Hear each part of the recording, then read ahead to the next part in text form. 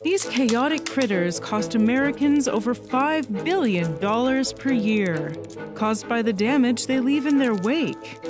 Some eat their queens alive, and others arm themselves with sticky goo, ready to detonate at a moment's notice.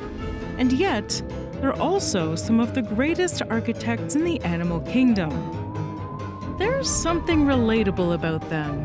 They create beauty while leaving a trail of destruction. They fight each other for power, they go to war, and they sacrifice themselves for their families. Most of them are good, but the few bad ones give them all bad rep. Termites. They're just like us.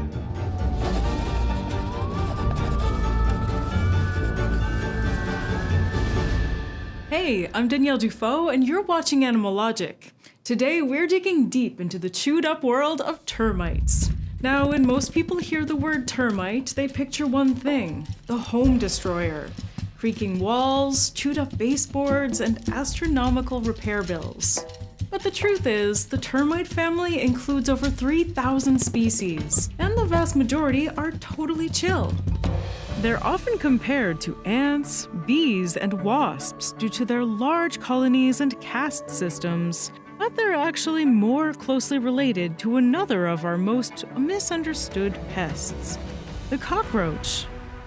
Termites evolved from wood-eating cockroaches, scavengers that gnawed through fallen logs in solitude. But somewhere along the evolutionary line, something changed. They organized into colonies, into castes, into civilizations. What was once a solitary insect became one of the most coordinated forces in the natural world.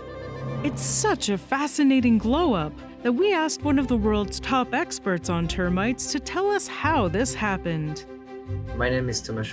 I'm an associate professor at the University of Florida. I study termite biology there. Termites are considered as white ants by analogy because they have such interesting evolutionary convergence with social hymenoptera like ants specifically, and also to some extent bees and wasps. But truly termites are actually a sister group to a wood roach, which is Cryptocercus, which is a very cool cockroach that is only found in logs in the forest, like in the Appalachian forest, and there's some population in Korea and remnants of archaic times. But the idea is these cockroaches already display a case of biparental care. They already feed on wood and they rely on specific microbes in the gut to digest the wood. And all the molecular phylogeny shows that this is a true sister group to all the termites, and that the common ancestor between these cockroaches and all termites already have a case of biparental care, protease dependent for the gut, for the digestion of wood, and living in a single piece of wood, which was the thing they could digest, which virtually nothing else can do. In other words, cockroaches that could digest wood and could communally take care of babies evolved over time into eusocial animals thanks to their ability to bite more than what most animals can chew. They can eat wood. So what exactly are termites after when they chow down on wood? The answer is actually fiber or cellulose, if you go by the more technical term. This is the compound that makes up the walls of plant cells. It's what makes wood stiff, tree leaves stiff-ish, and your cereal relatively healthy. We can't digest it, but termites can, thanks to special microbes in their guts that break it down and turn it into fuel. Pretty cool. Evolutionarily, it's a brilliant strategy. Cellulose is one of the most abundant organic compounds on Earth. It's everywhere. And very few animals can digest it. It's another chapter in the eternal evolutionary arms race between plants and insects. And in this case, termites have the greatest weapon, a cellulose-shredding gut biome. Baby termites aren't born with them, so they have to get them from older termites in a variety of icky ways. Yeah, it's weird, it's kind of gross, but it's one of the big reasons why termites can do what almost no other animal can: turn wood into food. Eating cellulose is one of the big things that makes a termite a termite. Their other key defining trait is their eusociality. They live in highly structured colonies with specialized castes: workers, soldiers, and breeders or reproducers.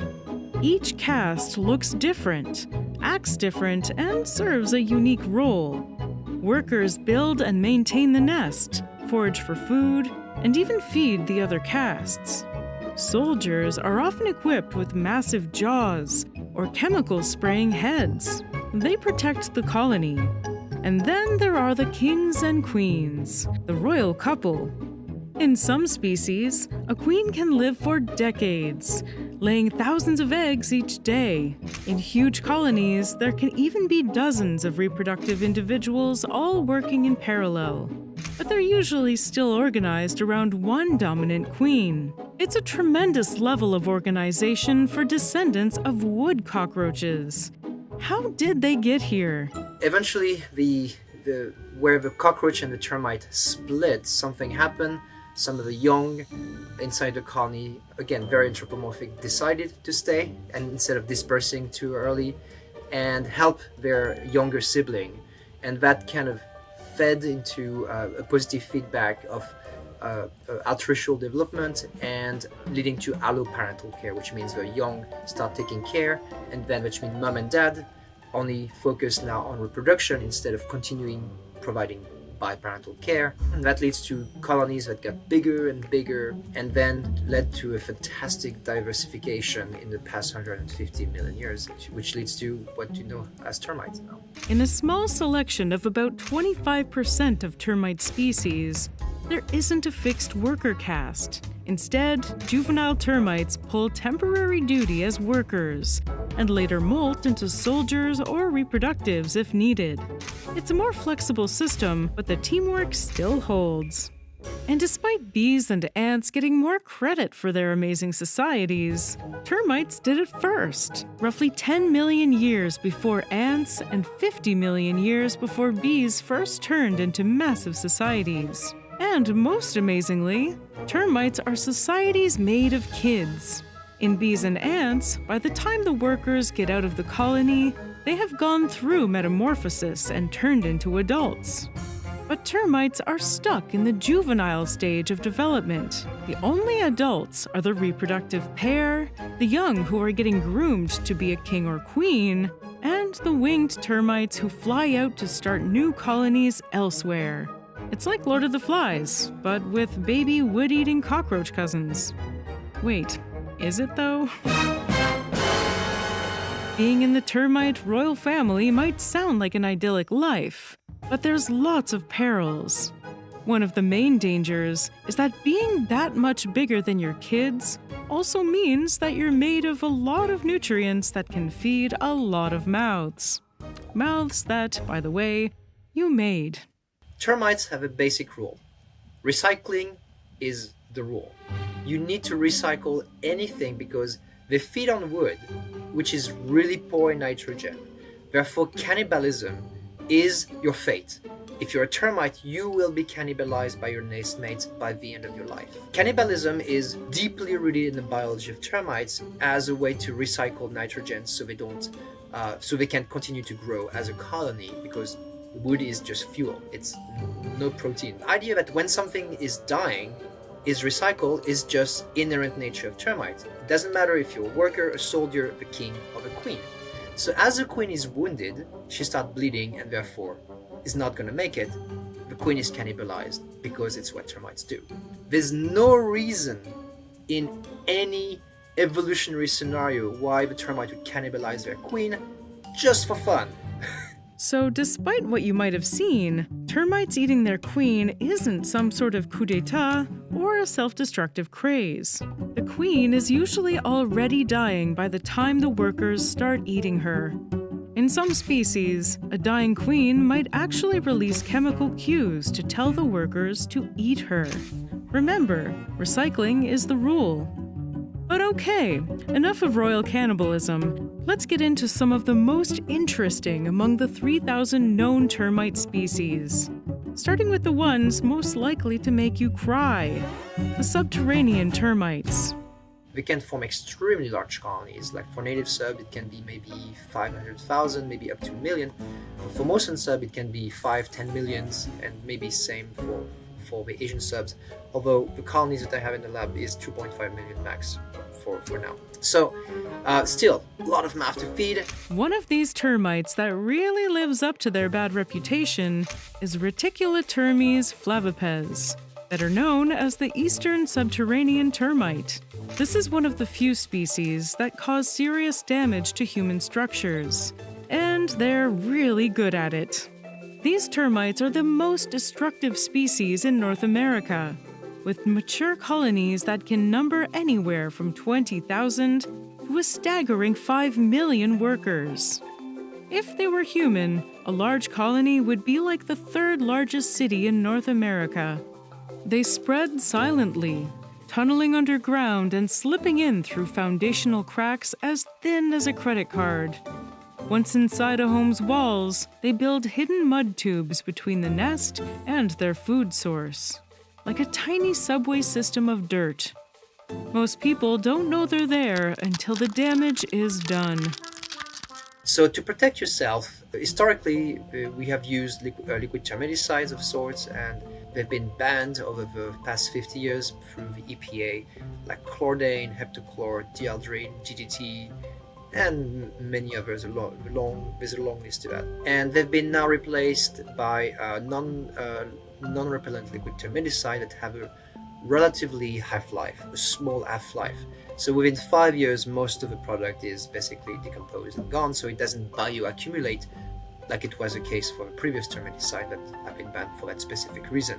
The idea is to create a barrier, a chemical barrier that anything trying to get through dies. So any termites that is trying to access the structure by going through this treated soil dies within a few days or within a relatively short distance from the treatment area. So you keep the termites out of the way. But there's a potential snag. New research shows that in high concentration zones, where many termites die after exposure, their corpses may actually release chemical cues that warn others to stay away. It creates what's known as a death zone, a morbid little warning sign that tells termites to turn around. Instead of spreading the poison, the colony reroutes and survives, which might save your house, but could send them straight to the next snack over, possibly your neighbor's place. So instead of these death zones, researchers are working on less immediate but more thorough ways of destroying the colonies. Baits. These baits are completely different philosophy and mode of action. And as termites forage in the ground around the structure, they intercept it, they feed on it, they share it with everybody through food exchange, like all social insects do, and nobody is affected until 20 to 25 days, where the broods start collapsing. Within 45 days, all workers start to be impacted, and within 75 days, the colony is pretty much eliminated, as all termites need to engage in their molting process. It's more hardcore than it seems. Basically, the termite will go through the motions of molting. It'll get ready to shed their old exoskeleton as a new one is growing underneath the old one. But as the one beneath isn't structurally sound, and after losing the old one, the termite bursts. Aren't you glad that you don't have new skeletons growing within your current skeleton? You're welcome for that thought. But not every termite explosion is meant to destroy colonies. Take Neocapritermes terracua, for example, also known as the exploding termite. These forest dwellers are found in the rainforests of French Guiana, and they've evolved a defense strategy that's one of the most intense and explosive that we've ever seen.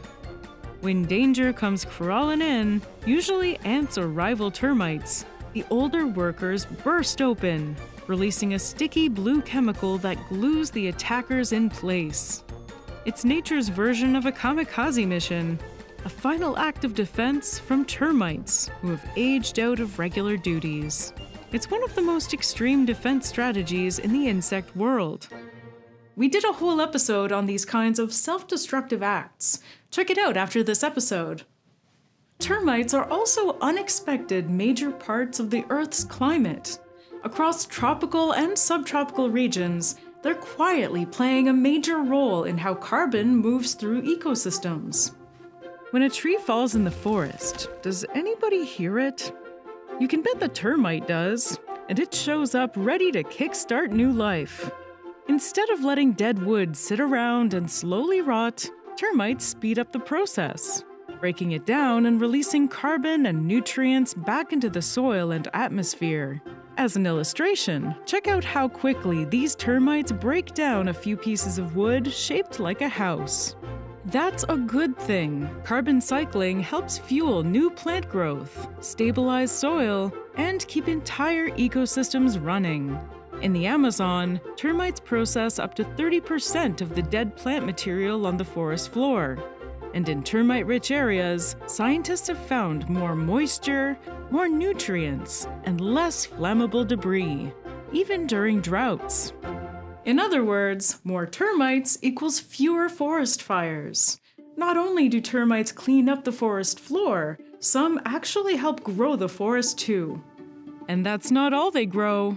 From forest friends to agricultural experts, meet the Macrotermitinae, a subfamily of African and Asian termites that have mastered farming.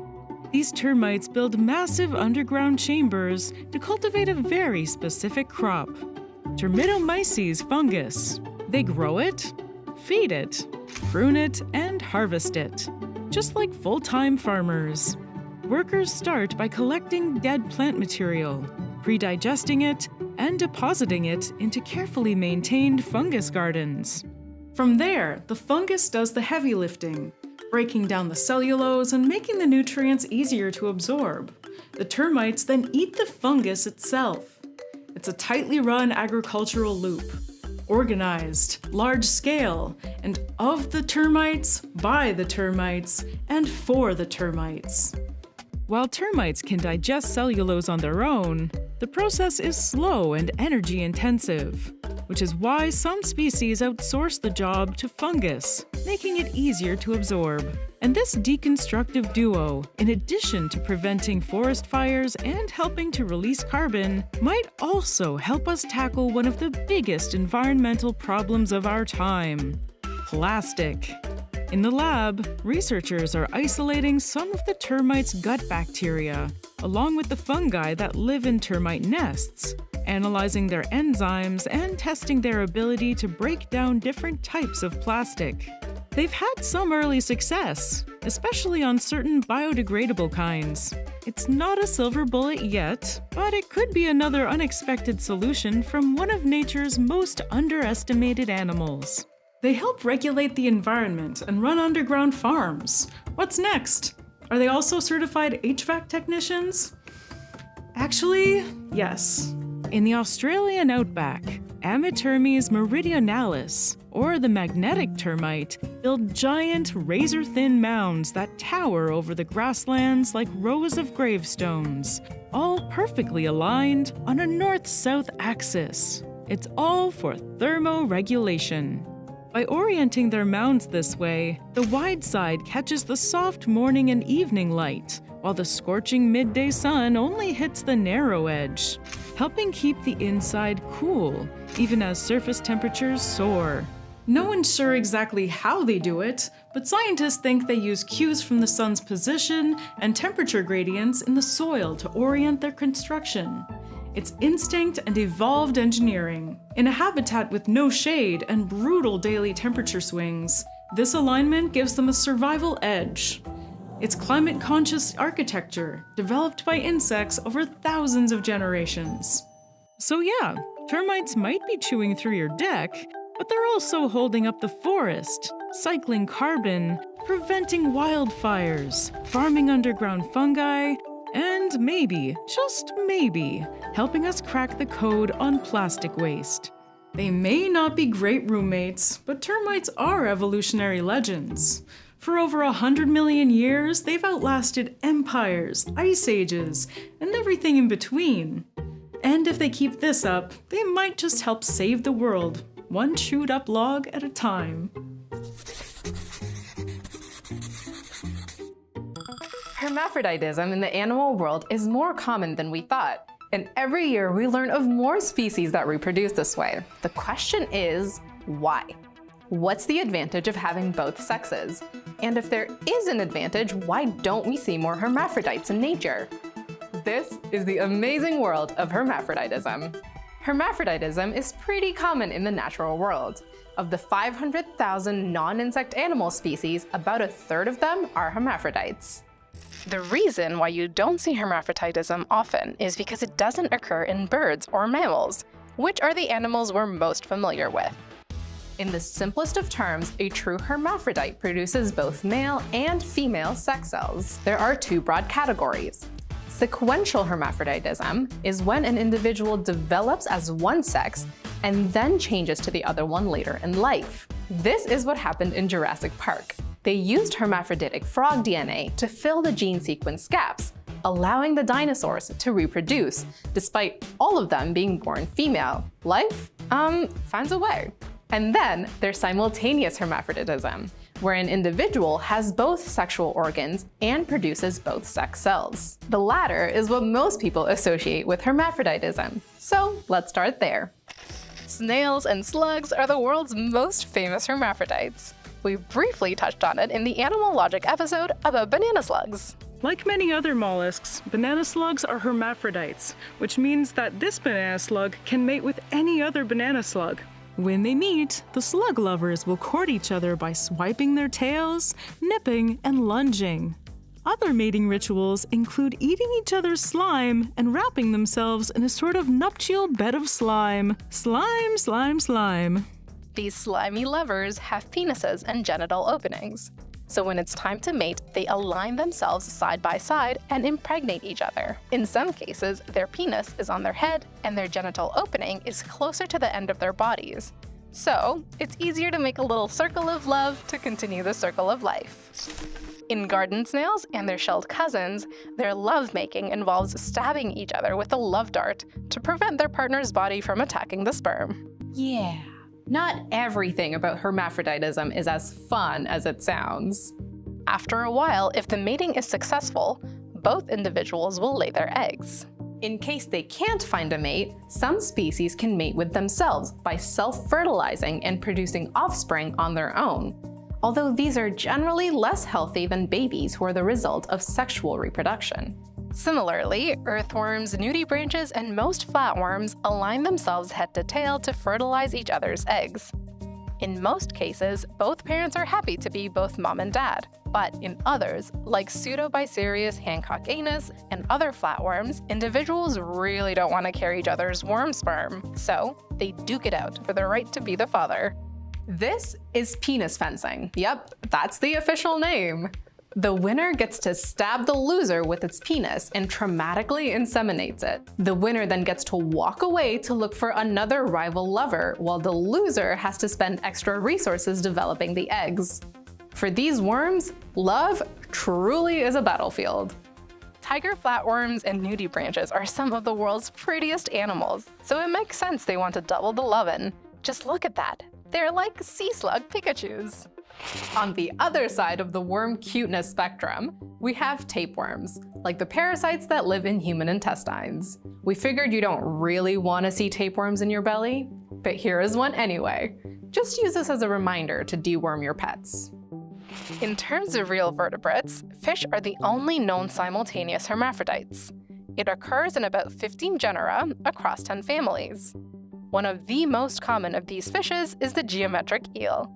It can produce eggs as well as sperm, so any geometric eel can mate with any other geometric eel. They just gotta find the right angle. Simultaneous hermaphroditism in fish seems to be an adaptation for life in the deep water, or other environments where finding mates can be very challenging. And it makes sense, right? Wouldn't it be easier for all of us to be able to successfully reproduce with any other member of our species? The issue is that having both sets of organs and producing both types of sex cells is very energetically expensive.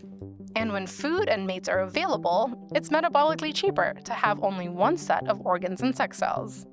2/3 of the 2,000 known coral species are hermaphroditic. They may look like rocky alien plants, but they're actually animals.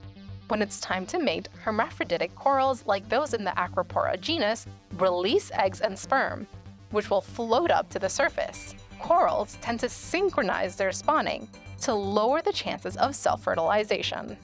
But enough of self-pollinating loners. Let's get into the maybe most interesting hermaphrodites, those who start their life as one sex and then transition into another later in life. There are countless examples of sequential hermaphrodites in nature. The most famous and charismatic of them is the clownfish. Yep, Nemo grew into a female fish. A plot twist Disney ignored, probably on purpose. Several clownfish species live in very hierarchical societies. The biggest and meanest fish get to be the mating couple, who live under the protection of stinging anemones. The queen of the anemone hill lays all the eggs in the colony, and every other member is male. If the female dies, the biggest male turns into a female, and the next biggest male takes the spot of breeding male. The sex change can go the other way too. Wrasses, for example, start as females, and when they get big enough, they turn into males. The largest male usually breeds exclusively with the largest female, while the other males and the rest of the females spawn in a group. So the largest male is the only one guaranteed to fertilize a lot of eggs. Everyone else has to spawn as a group, so they don't know for sure if their sperm reached any eggs. Bluehead wrasses even change their look when they change sex. Juveniles are usually white and yellow, but after they turn male and grow a little bit, they get their iconic blue head. Sequential hermaphroditism has been recorded in over 500 fish species from disparate families, which indicates it has evolved independently multiple times. One of the most common explanations for this is that for some animals, they're more fit as one sex when they're small, and as the other sex when they're larger. And since it's more energetically efficient to only be one sex at a time, we see more sequential hermaphroditism than simultaneous hermaphroditism. Makes sense to me. There are also a few cases of hermaphroditism in the amphibian world. In Jurassic Park, they mention using West African frogs to create their dinosaurs. But they probably could have just used Rana temporaria, or common frogs, as they are well-documented hermaphrodites. There have been reports of sex changes from male to female since the 19th century, though the mechanism is still not fully understood. Recently, there have been a growing number of studies on the role of human-made chemicals in amphibian ecosystems. Some herbicides, like atrazine, have been proven to be able to chemically castrate male amphibians, like the African clawed frog, and in some rare cases, to even turn them female. This is a growing area of research, as we're only starting to understand the impact of products we commonly use in the sex lives of frogs. Lastly, I want to briefly mention an animal that was incorrectly called hermaphrodite for centuries: hyenas. All hyenas seem to have penises, which they use to mate with each other, but really, it's just a case of females having a pseudopenis that they use to control reproduction. It is really just an enlarged clitoris, but the female has to be into the male for copulation to happen. If she's into him, the clitoris will be smaller in size, which will facilitate the male to mate with her. But again, they only seem to be hermaphrodites. Each individual can only produce one type of sex cell, so that myth is busted. Scientists call them Leucochloridium paradoxum. Lay people call them green-banded brood sacs, but we call them parasitic disco zombie worms. Not because we have to, but because we can. These worms are as trippy as a light-up dance floor, complete with strobes, and they'll make any snail they enter panic at the disco. In today's adventure into the world's freakiest parasites, we're learning all about the flatworm that encourages birds to peck its host's eyes out. Nope, this isn't a Hitchcock villain. This is a green-banded brood sac. Ha! The circle of life. What a wonderful thing. Except for maybe when that circle is a complete horror spiral that involves mind-controlling parasites, unwilling zombies with eyes that are on a 3-day bender, live worms laying eggs inside of birds' butts, and culminating in our rancid, egg-riddled poop feast. That is how the green-banded broodsac survives generation to generation, more or less. It begins, and I suppose also ends, with a steaming pile of bird poop. Green-banded broodsacs find their way into their unwitting hosts by stowing away in the poop of passerines, which are sometimes referred to as perching birds or songbirds. This enormous order of birds, with over 6,500 species on every continent except for Antarctica, comprises about 60% of all birds. Because of the great number of hosts, the green-banded broodsac can be found in Europe, North America, and Japan, and recently there have been some unconfirmed reports from South America. Appealing to such a wide target audience is definitely smart marketing on the part of the green-banded broodsac. It ensures it'll be gobbled up quickly after its severely diabolical scheme is finally in place. But I'm getting ahead of myself. Let's start at the beginning with the egg-riddled poop. Along comes a member of the Succineidae family, the favorite snail that the green-banded broodsac targets.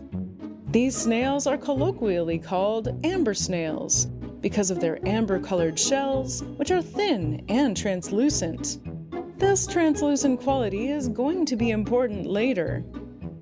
While gross for us, bird poop is actually a highly nutritious meal, at least for a snail. Bird droppings are full of nitrogen, phosphorus, and other essential nutrients. But before anyone starts a new diet fad, I have to express very clearly that bird turds are chock full of bacteria, fungi, and parasites, so they should never be consumed by humans. But I guess the snails didn't get the memo about the parasites in the bird poop because they gobble it up like candy, green-banded broodsac eggs and all. Once inside the snail, the green-banded broodsac sets into motion the first phase of its plan. You've heard of a full-body makeover. This is a full-body takeover. Straight out of a horror movie, once inside the snail, the eggs hatch and turn into long, hairy larvae called Parasitic, which begin wandering through the snail's body. Thankfully for the snail, these little immature freaks don't have mouths, so like a lot of parasitic worms, they just soak up the snail's nutrients through their skin. Did you know that human tapeworms don't have mouths either? If you picture a tapeworm chowing down on the chow you just downed, you're incorrect. They absorb nutrients the same way disco worm larvae do, right through their outer tissue. The more you know. Okay, let's go back to those brooding sacs. Once they've sent out tentacles to locate the eye stalks, they are ready to continue their ultimate plan, going back to where they came from, the digestive tract of a bird. To do this, the Parasitic turns into the famous brood sac, which is basically a living bag full of baby worm clones. Creepy. At this point, the brood sac gets its psychedelic disco pulsating colors. The idea is to be as conspicuous as possible to get the attention of a hungry bird. I know being eaten alive seems like a nightmarish way to go, but the brood sac has a big picture approach. Each sac can contain up to 250 larvae, and a single snail can host multiple brood sacs, which is why you see snails with pulsating parasites in both eye stalks. And all of that is done just to look delicious to birds. Parasitic disco worms need not just one, but two whole species in order to complete their life cycle, because messing with one isn't horrific enough. In the case of the green-banded broodsac, the snail is an intermediate host, the organism where the parasite lives and develops. The definitive host, in this case the bird, is where the parasite reaches sexual maturity. Once inside, the green-banded broodsac larvae anchor to the wall of the bird's gut, where they mate with other adults, now called distomes, to increase the likelihood of mating success and producing a whole cloaca load of eggs. The adults are hermaphrodites, containing both male and female reproductive organs. How convenient. About 2 weeks later, they start laying eggs, setting the trap for the next unsuspecting snail, and completing their life cycle. But wait, hold on. Perching birds don't typically eat snails. How in the heck are the larvae going to get into the gut of a bird that doesn't even eat snails? Well, the green-banded broodsac has thought of everything. This is where broodsac in their name comes in. This is the structure that turns the snails into a neon sign screaming, "I'm full of juicy caterpillars! Eat me!" The end of the larva that is shoved into the snail's eye stalks gets not just green bands, but an array of colors like white, red, black, and orange. The goal here is to be as garish as possible to catch the eye of passing birds. But being colorful isn't enough. Like a flashing advertisement on a tabloid's website, the green-banded broodsac wiggles and pulsates rhythmically, up to 80 times per minute, to further attract a bird's attention. All of this is in an effort to appear just like something a passerine would love to eat, like a moth or butterfly larva. This is a classic case of aggressive mimicry. Aggressive mimicry is when a predator or a parasite imitates another species to manipulate the behavior of their prey or host. There are many examples of this in nature. Females of the firefly genus Photurus, for example, will blink the patterns of other firefly species to draw in males and then eat them. Several anglerfish species wriggle a worm-like structure to make other fish believe it's a juicy snack to be had before snapping them up. Even the European cuckoo's eggs have evolved to look like those of other species, so the unwitting parents will raise the cuckoo hatchling as their own. In the case of the green-banded broodsac, the goal of this mimicry is to be enjoyed as a sumptuous songbird meal. You would think that to combat all of this, the snail would just pull in its eye stalks, as it's capable of doing, and go hide under a rock till it was all over. Not so much. The broodsac has completely taken up the snail's eye stalk real estate, and then some. The surface of the stalk has in fact become so stretched thin that it's completely see-through, allowing for this 5K display of color and motion. That's why, as I mentioned before, the translucent skin of the amber snail plays a key role in this grift. The snail can do nothing about all this, and is likely also already blind by this stage. The snail's reproductive system is suppressed too, and all of its energy goes to supporting its technicolor parasite. And to make matters worse, if the bird doesn't eat the whole snail but just takes out the broodsacs, the snail will regenerate the eye stalks, just to be quickly taken over by the broodsacs again. The snail is truly powerless against this wriggling villain.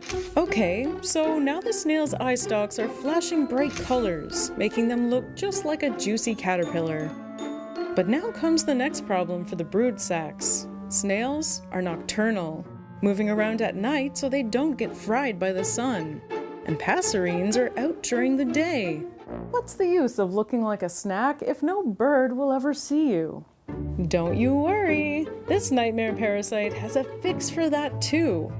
And yes, in case you were wondering how this creature could be even more like a horror movie monster, it starts mind controlling the snail. If they didn't remind you of Kaa from the Jungle Book before, with their rhythmically moving, color-changing eyes, they will now with their powers of hypnotization. While we still don't understand exactly how it does it, the broodsac compels the snail to abandon its former nightlife and go out into the sun. The infected snail will crawl up higher than usual, into the bright light of the sun, and wait for a passing passerine. Despite having no structure, that we know of anyway, that should help it see or even register the difference between night and day, the green-banded broodsacs only do their pulsating, "look at me" dance during the day. So far, scientists haven't figured out how they do it. It's one of their great mysteries. One thing we know for sure, though, they really make these snails look otherworldly. But the green-banded broodsac is not the only flatworm parasite that has such a profound effect on its host. Euhaplorchus californiensis, for example, lives in the saltwater marshes of Southern California. It has a similar life cycle of bird poop to snail, but this time with the addition of killifish. Similar to broodsacs, Euhaplorchus has the ability to change the killifish's behavior to ensure it'll get eaten. One study showed that infected killifish were 30 times more likely to be gobbled up by hungry water birds than their non-infected counterparts. Ribeiroia ondatrae, otherwise known lovingly as frog-mutating flatworm, is thought to be one of the causes of a rash of strange frog limb malformations. While the cause isn't yet fully understood, researchers believe that the parasite interacts with the tadpole's developing hind limb buds, causing them to develop some seriously interesting constellations of legs, which makes it harder for the frog to move around and makes it easy for predators to catch it. These parasitic flatworms certainly don't lack imagination. They take taking over to a whole new level of weird. Considering their proclivity for infecting their hosts in the weirdest ways, some of you may be wondering, are my eyeballs at risk? Some good news. We know that the green-banded broodsac is incapable of infecting any other species, so we don't have to worry too much about our eyeballs being filled with writhing larvae. This is because parasites have evolved very specifically to take advantage of usually a single species in just the right way to get what they want. Other mind-controlling parasites, like cordyceps, have been found in experiments to be able to infect and kill a range of ant species. But it's only able to mind control the specific species it infects in nature. When a bird comes by, plucking out the eyes of the snail, all the broodsac's hard work has finally paid off. And in an instant, the snail is released from this nightmare. Most snails eventually regenerate and are able to return to their normal snaily lives. Their reproduction, which the green-banded broodsac had switched off to ensure not a bit of energy was wasted during its time inside, even comes back online. The snail is safe, at least until they eat their next pile of infected bird poo. This is just what the green-banded broodsac wants. Living hosts to help it continue its horror show life cycle again and again. Someone should conduct research on whether the amber snails ever learn from their eye-popping mistakes. I'm guessing nope on this one. Imagine a world in which, if you lose a limb, it grows back as if nothing happened. In addition to changing the plots to a few of our favorite movies, our whole outlook on injury and amputation would be completely different. For some creatures, this isn't science fiction, but something as common and straightforward as growing back a trimmed fingernail. This is limb regeneration. Today we're talking about creatures with incredible powers of regeneration. If these superheroes lose a limb, spinal cord, tail, or even damage their vital organs, they can return to their uninjured state without so much as a scar to show for it. Most famous of the regenerators is the adorable axolotl. Ambystoma mexicanum, this sassy little salamander, is up there with pygmy hippos and quokkas as the internet's most beloved cuties. That's because axolotls are neotenic, which means they keep their juvenile features into adulthood. They basically look like puppies forever. But even more than for their adorable looks, axolotls are widely known as being the most regenerative species on Earth. Because of these superpowers, hundreds of thousands of axolotls are studied in labs around the world. That's despite being almost entirely extinct in the wild. Their original habitat was limited to 2 single lakes in the southern Mexico City neighborhood of Xochimilco, where wild specimens are rarely seen. All amphibians show some degree of regrowth, but not every species can regenerate. Salamanders are the top regenerators of the amphibians and can recreate tissues, organs, parts of their nervous system, or even entire body parts throughout their lives. Axolotls are the cream of the salamander regenerator crop, being able to regenerate most of their tissues and organs throughout their lives, even parts of their brain.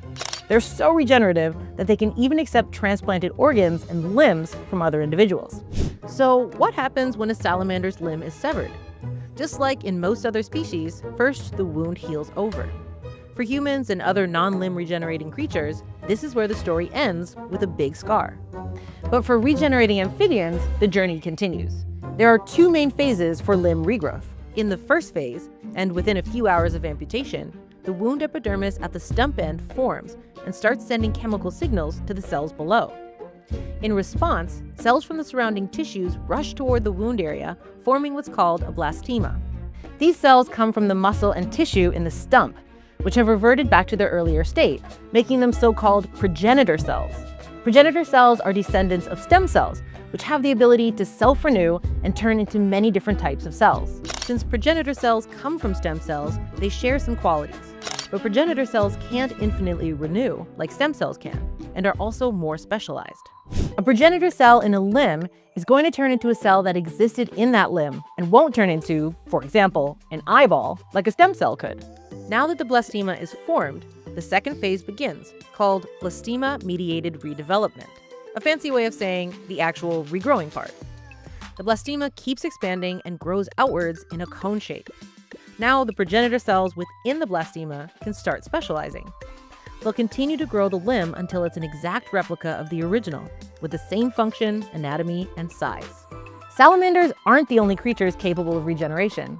Planarians, otherwise known as flatworms, are also super regenerators.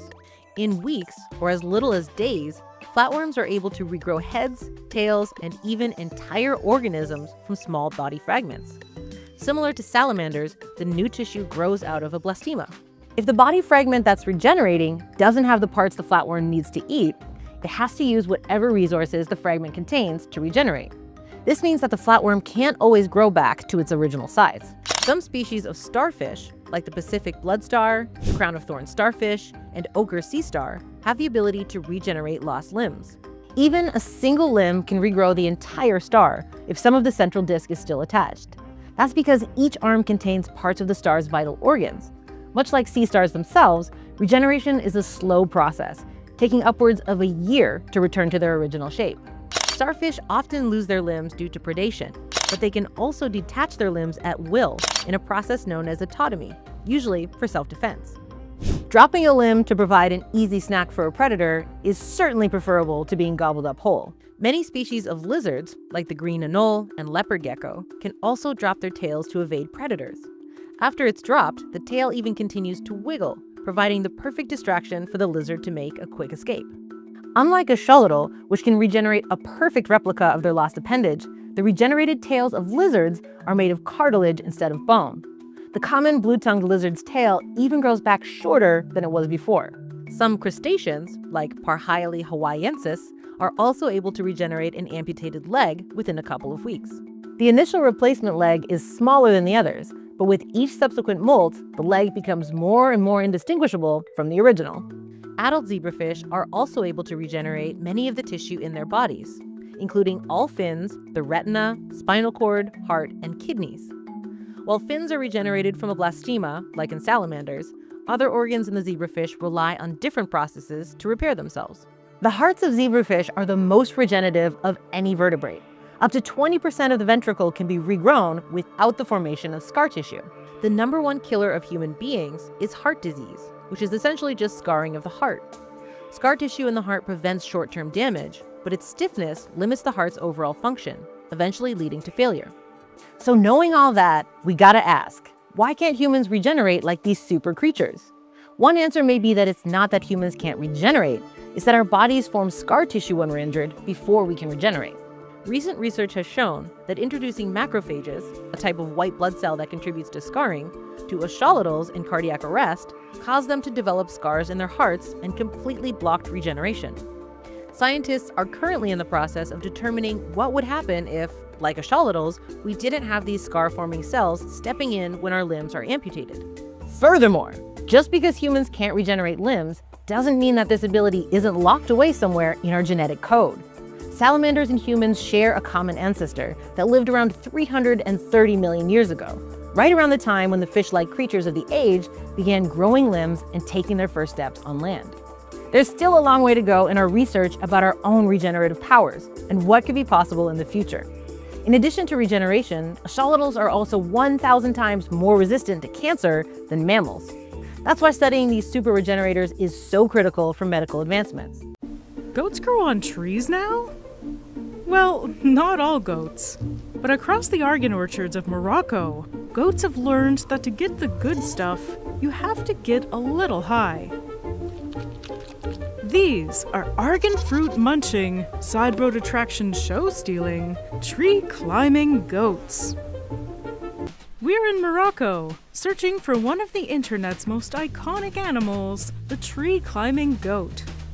This is a beautiful land, full of amazing wildlife and breathtaking landscapes. But the funniest creatures of them all are the gravity-defying goats.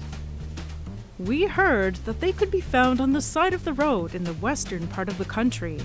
We saw plenty of regular, land-loving goats, but it wasn't until we got closer to the city of Essaouira that we looked up and saw a billy goat blocking out the sun.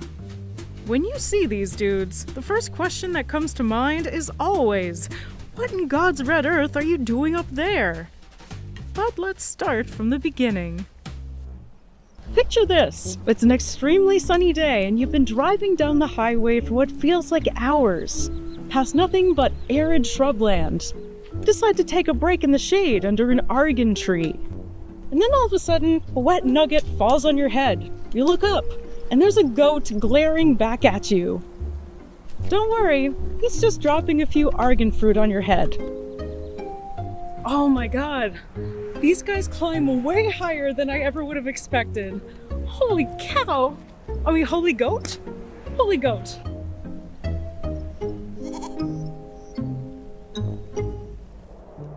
Goats are built for climbing, from steep Rocky Mountain faces to man-made dams, and of course, argan trees. There's almost no place these weird-eyed guys won't go to find snacks or escape predators. Their hooves are evolution's answer to the rock climbing shoe. The hard outer edges grip the tiniest ledges, while the soft inner pad helps them stay stable, even on slippery surfaces.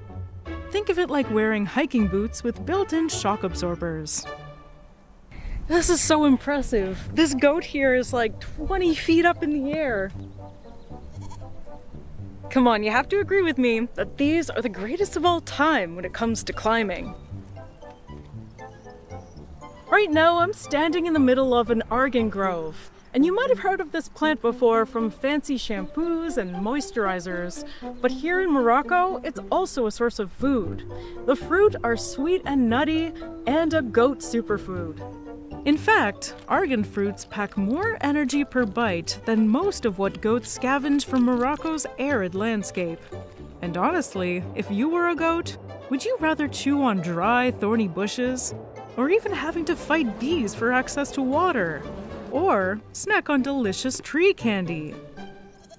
These goats love the argan fruit because they're delicious and nutritious, but they also love the leaves.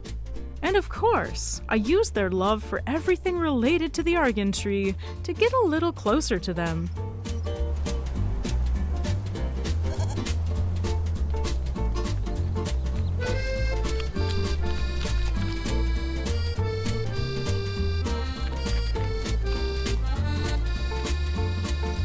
Some of them got a little overexcited, but what are you gonna do? You can't really argue with goats. No! You silly gooses! I mean, silly goatses. Silly billies. Silly billies! You silly billies, what are you doing? I can't even be mad, really. Like, you can have it, it's fine. But it might not be good for you. You silly gooses. These goats are especially used to these fruit because they are domestic goats. Farmers brought them over for their meat and milk, but also because of their ability to survive in harsh conditions.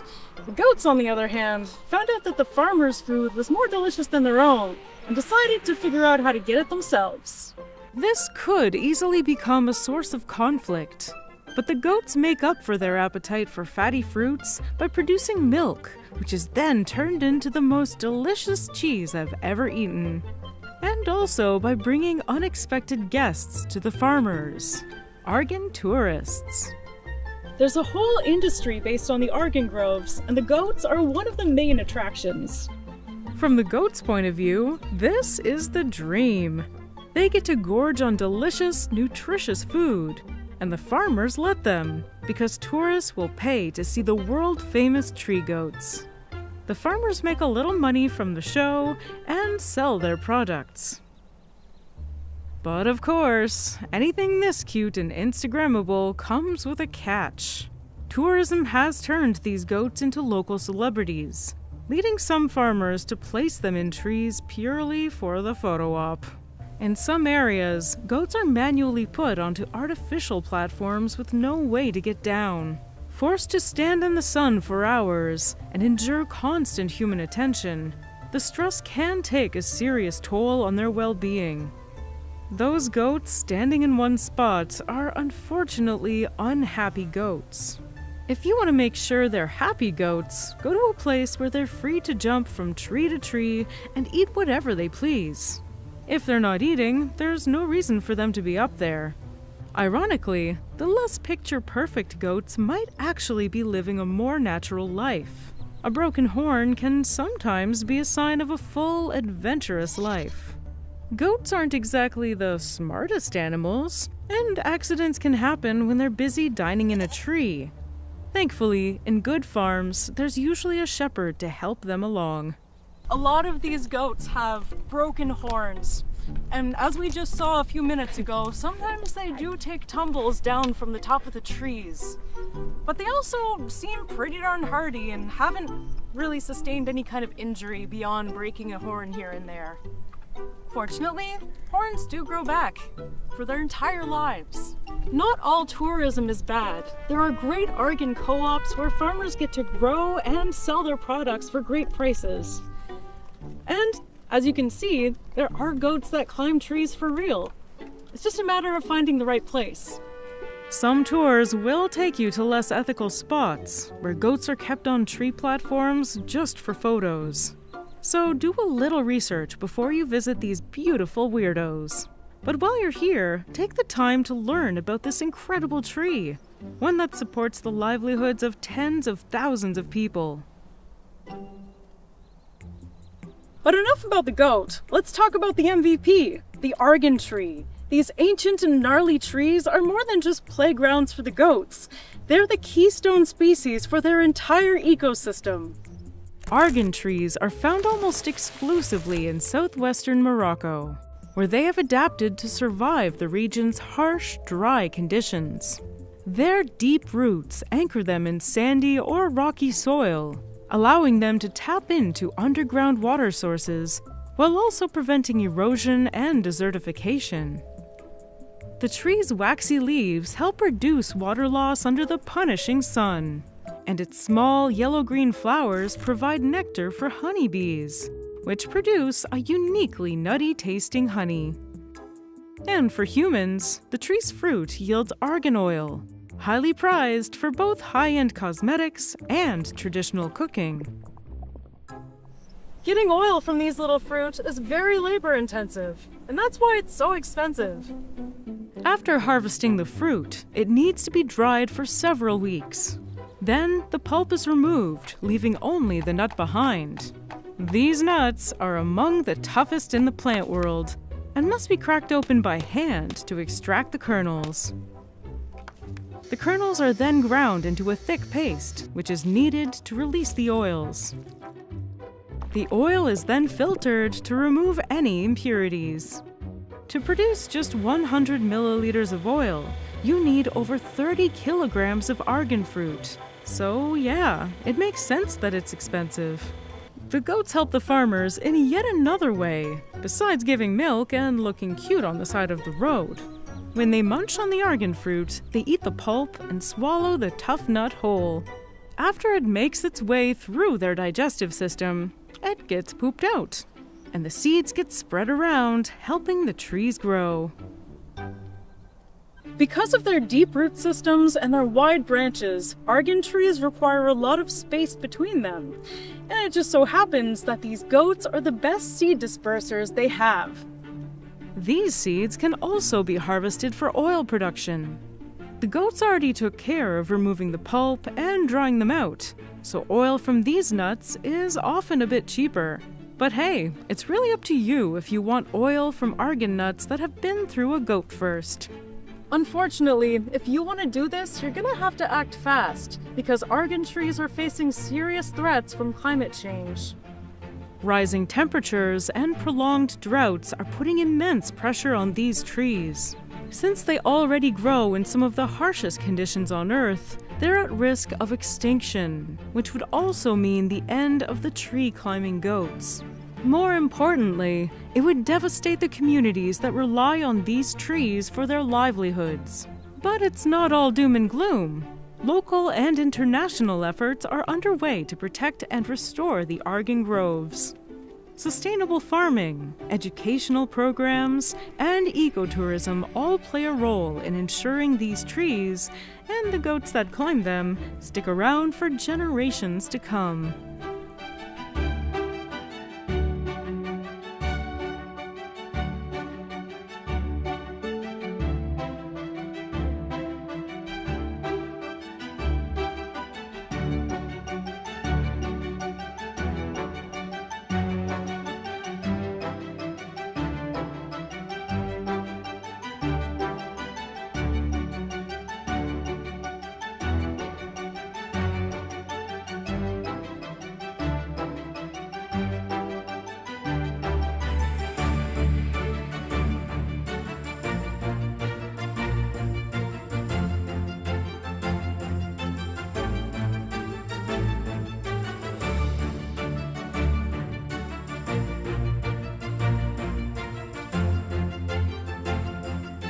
When you think of penguins, you probably think of this.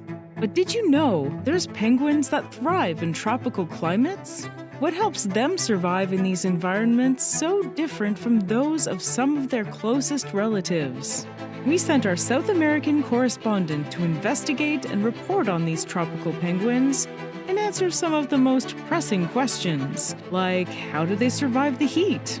And why aren't there any penguins in North America?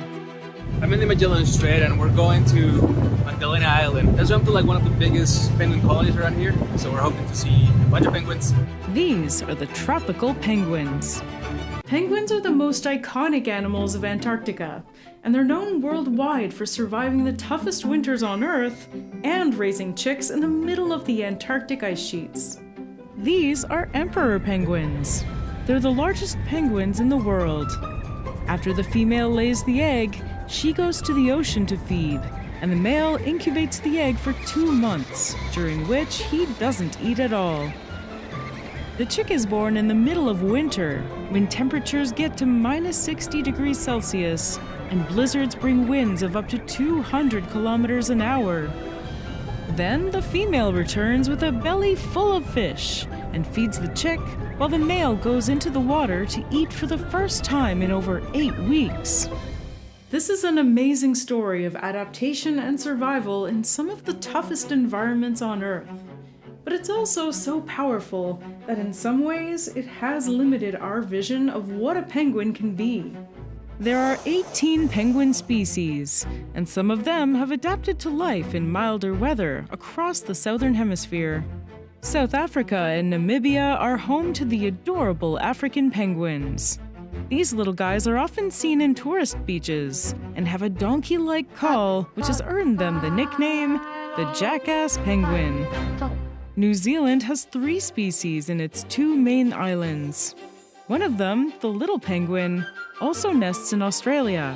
We had the chance to see them a few years ago. Check out our episode about them here. But the penguins more comfortable with tropical weather are the South American penguins. So we're going to focus on them in this episode. Our South American correspondent, Andreas, went to Patagonia to check out the most abundant species in the continent, the Magellanic penguin. These penguins are found mostly on the Atlantic coast of South America, and as their name suggests, the Strait of Magellan. I'm in the Magellan Strait and we're going to Magdalena Island, which is about an hour away from Punta Arenas. That's home to like one of the biggest penguin colonies around here, so we're hoping to see a bunch of penguins, say hi. We can get pretty close, obviously no touching. It's gonna be fun. Magdalena Island is considered a natural monument due to the huge amount of penguins that nest there. Over 100,000 penguins can cram themselves into this little island during the peak season. That's almost 5% of the global population. But after that, you can tell these penguins apart by the 2 black bands across their chests. Very dapper. Magellanic penguins lay their eggs in burrows, usually 2 at a time. But once they're done with their baby duties, they go far and wide in search of food. Sometimes they make it all the way to Brazil, a country you might not associate with penguins at all. But it's this strange mix of tropical life and Antarctic life that gives us stories like that of Din Din the Magellanic penguin, a little bird who won the hearts of Brazilians across the world. It happened in a small town near Rio. João, a local retiree, was out fishing when he stumbled upon an injured penguin covered in oil. He took Din Din home, cleaned it up, and fed it until it was healthy enough to go back to the ocean. Heartwarming. But the story doesn't end there. The following year, Din Din returned to Joao's backyard, where he stayed for a while before returning to his penguin family. Joao thought that was a one-off visit, but the penguin kept returning every year, greeting Joao as if it was a part of his family. Which, in a way, it was true, because by then, Din Din and Joao were bonded forever. Aww. Of course, Din Din wasn't originally looking for friends. He, like all other Magellanic penguins, goes to Brazil every year for the most important thing in the world, futebol. Oh no, I'm kidding. It's delicious, nutritious seafood. The Malvinas Current pushes cold, nutrient-rich water along the Argentinian coast. At the same time, the Brazil Current brings warm water south along the Brazilian coast. These 2 currents meet in northern Argentina, Uruguay, and southern Brazil, pushing the nutrients closer to the surface and making it a super productive fishing area for penguins. Then, during the summer, they head back down to Patagonia to mate. But okay, even though these penguins make it fairly north, they're mostly in the cold waters of Patagonia and the Falkland Islands. So let's meet the penguins that live permanently in warmer regions. First of all, the Humboldt penguin. Andreas is actually out in search of these little troppy penguins. So let's check in on him and see if he's found any. I'm about 2 hours north of Santiago and I'm looking for the warm weather penguin. It's about 25 degrees, which is a little warmer than we expect penguins to live in, right? But that island right there is Penguin Island. At some times of the year, there'll be thousands of them at the same time. So hopefully there's still some of them. That's right. But the reason we're here is that this is one of the best places to see Humboldt penguins in the world. Everything around here is called Los Pingüinos, which means the penguins, obviously. And there's guys all over the place. Every other street is called something penguin. That's because that's Penguin Island right there. On a good day, you can see thousands of penguins there. But today, at the end of the season, we might only see a couple. But that's still good. I see some Humboldt penguins. The penguins are the main tourist attraction, which has led to environmental protections. The penguins are iconic. Humboldt penguins, just like their Magellanic cousins, depend on cool, nutrient-rich currents to bring them food. This is the Humboldt Current, which travels north along Chile and Peru. The water here is so full of nutrients that penguins have adapted to live here year-round. During the summer, they mate, raise their young, and then molt their feathers in huge groups before dispersing to fish along the massive coasts of Peru and Chile. So, did we make it on time? And we got our penguins. You see that little thing over there? Obviously not in this shot, but close to here, you'll see a few of them. Be very happy. Clap for them. Surviving the heat in these places requires special adaptations to keep their cool. One of them is to spread their flippers and stand very still to radiate heat. They stand so still that they often look like they've been frozen in time. They're not moving at all, which kind of worries me that they might be statues. Will they put statues on that island? Oh, no, never mind. No, it moved. I'm sorry. I'm just paranoid about these things. Besides cooling by radiating heat, Humboldt penguins have patches of skin around their beaks, cheeks, and eyes. When they're overheating, these patches fill up with blood and release heat through exposed areas of skin. They're basically the penguin version of elephant ears. This is crucial because Humboldt penguins live in some areas that are straight-up deserts. Their range includes the coastal areas of the Atacama Desert, the driest place on Earth. The weather here is basically the same as New England. It's hot in the summer, it's cold in the winter, but a little more tempered, I guess, in the winter. But still, like, it's interesting to think that even here we have thousands of penguins, and they're telling me that if I want to see more penguins, I have to go more north, which in the southern hemisphere means warmer areas. This environment creates one of the weirdest mishmashes of wildlife in the world. Have you ever seen a penguin and a cactus in the same shot? Me neither. But here they are, along with other typical hot weather shorebirds, like pelicans and cormorants. And yet, even though they look nothing like other birds, penguins are the hardest ones to see. Sometimes it's really hard to see the penguins because their bellies is the same color of that white thing over there. And that white thing over there is their poop. Somehow they evolved to poo the same color as the color of their bellies, or the other way around. In any case, when they're standing and they're showing their white bellies and they're standing on the white surface over there, you don't really see them at all. Isn't that wild? Their coloration has the dual purpose of hiding in the water, but also on land. Their predators include sea lions, sharks, foxes, dogs, and even other birds like skuas. Having seen the adorable penguins, it's time to let them be. Okay, the tide's getting high and the penguins seem to be going to sleep, so it's time for me to go. But it was really awesome to get to see all these little guys. You know, they didn't do much. They're not here for my entertainment. They're here to be amazing penguins. They are, so glad I saw them. Let's look at them. And back to you, Danielle. Thanks, Andreas. Unfortunately, we couldn't go visit the last and northernmost penguin species in the world, because it doesn't live along the South American coast. This is the Galapagos penguin, a species so tropical that's even found in the northern hemisphere. The Galapagos penguin is the only species whose entire population lives in the tropics. They're found mostly on Fernandina Island in the Galapagos. The north side of the island is north of the equator, which makes them the only wild species this side of the equator. To survive, they rely on the same cold water current that Humboldt penguins need to fish. They also pant like dogs and radiate heat like their Chilean cousins by standing still and spreading their flippers, and stay in rocky caves during the hottest times of the day. It would have been amazing to hear what Darwin would have to say about this penguin, but it seems like he never encountered them on his trip to the Galapagos. What do you think he'd say? Let me know in the comments. So, okay, we have all these penguins living in hot climates. What makes them different from the Antarctic penguins we know and love? There are three main reasons why these three penguin species can survive in such warm conditions. The first one is that they're all very small compared to Antarctic penguins. Emperor penguins can be up to 1.3 meters tall and weigh over 40 kilograms. The Galapagos penguin is about a third as tall, but 10 times lighter than an emperor penguin. Being smaller makes it easier to get rid of excess heat.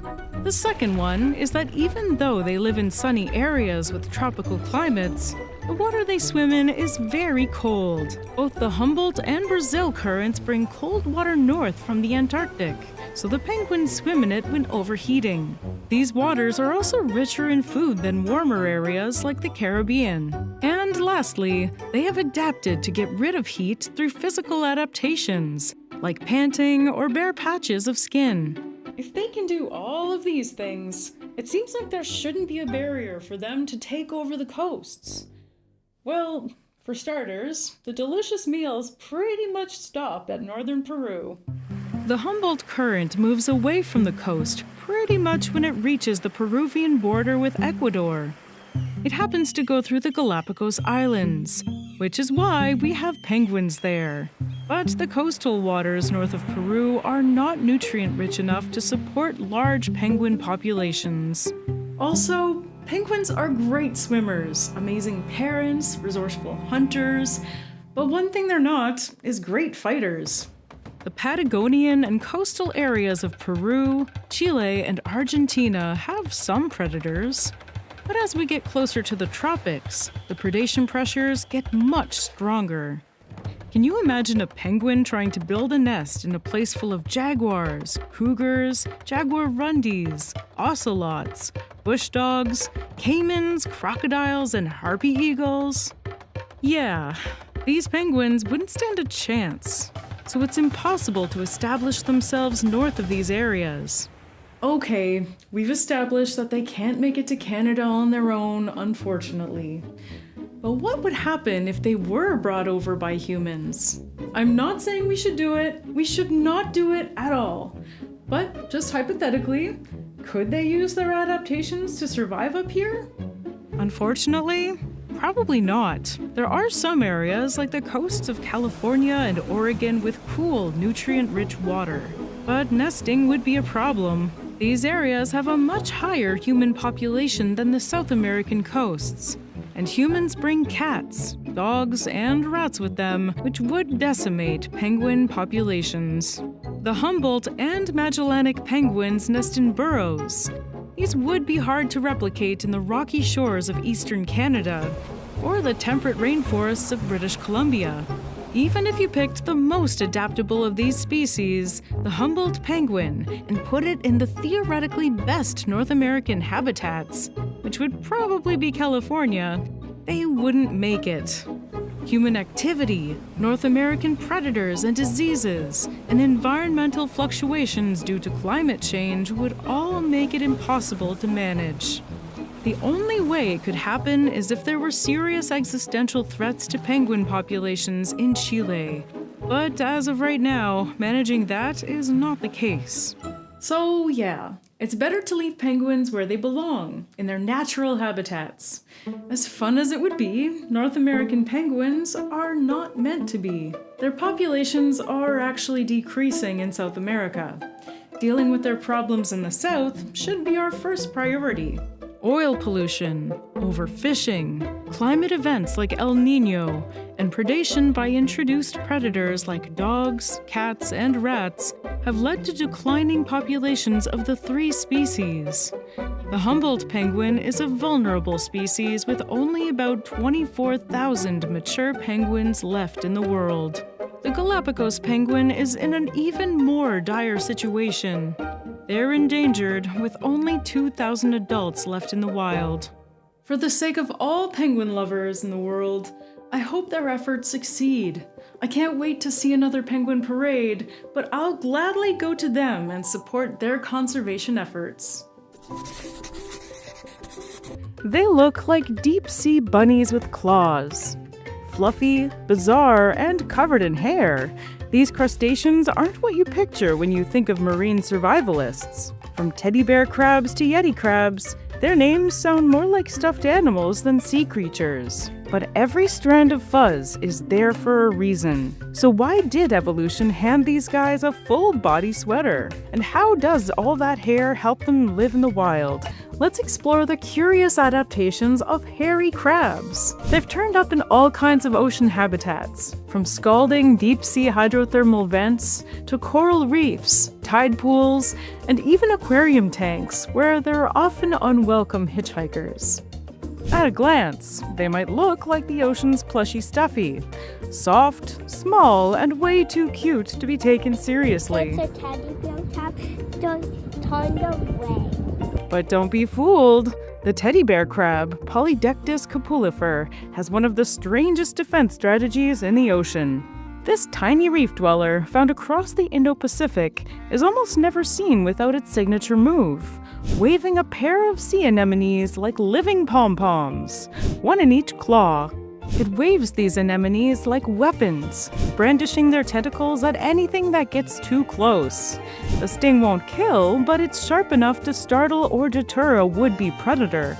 It's a theatrical warning, like a boxer bouncing on their heels. You know the saying, float like a crab, sting like a jellyfish. It's a powerful strategy to fend off predators curious enough to approach, but not committed to a chemical fight. It's a surprisingly effective bluff, and the relationship goes deeper than intimidation. If the crab loses one anemone, it will split the other in half, causing each piece to regenerate into a full clone. It's one of the only known examples in nature where an animal not only partners with another species, but actively propagates it.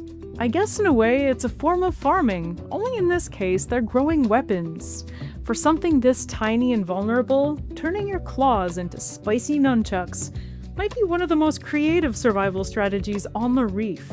Teddy bear crabs feed on detritus, plankton, and tiny scraps of meat, sometimes the very prey caught by their anemones. They don't use their claws for eating at all, saving them exclusively to grip their symbiotic partners. Instead, they scavenge using their mouthparts and walking legs. Scientists believe leftover bits from these meals might be feeding the anemones too. And the relationship appears to be evolving in both directions.